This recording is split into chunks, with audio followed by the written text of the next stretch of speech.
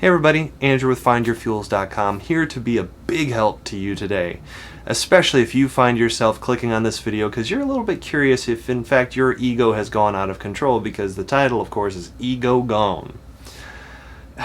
What do we say about ego? Whether you call it pride in your work or just pride in yourself, the more confidence you bring into the room, the more people are going to want to see a couple specific things to make sure that that's appropriate.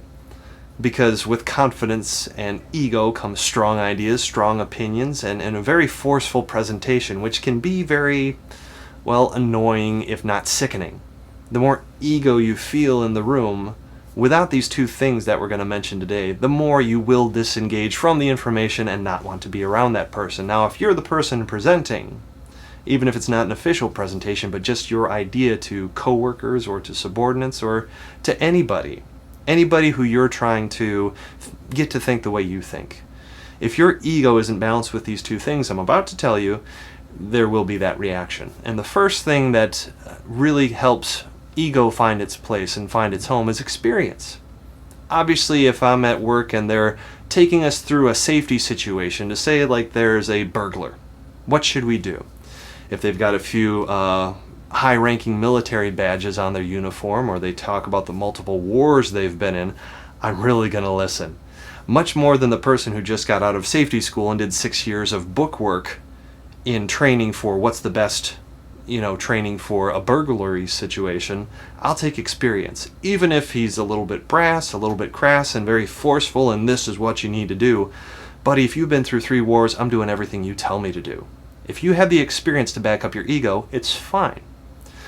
On the other side, for those of us who haven't experienced something, but yet are confident in our ideas, the big savior for you will be humility. Now, against all standard wisdom, there have been some of my biggest contracts have come from industries and companies that I have never worked in that industry before. Now, I've done what I've done for 6 or 7 years, but there's always something unique about a industry you've never worked with. And I will tell them up front, look, I've never done this before.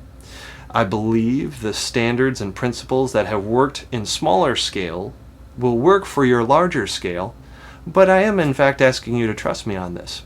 I'm confident that I can deliver the product. I wouldn't approach you if I couldn't, but I'll be honest with you. I haven't done it to this level before. So whether it's lowering my price a little bit or just letting you know that I'm going to be here at a higher level, that humility won the contract. I didn't have a specific experience for their industry, for that scale, but the contract was still made. So humility, in light of experience, can make up the difference for ego. So if you have confidence and you really bring that to your world, if you have ideas that other people would benefit from, but you lack the experience, pile on the humility. Or if you're naturally a humble person and they're still not signing the paper and doing it, look to build a little experience. Ego itself is not a bad thing. But from those two columns, if you're not matching the level of ego with either experience, humility, or a combination thereof, it will be a problem.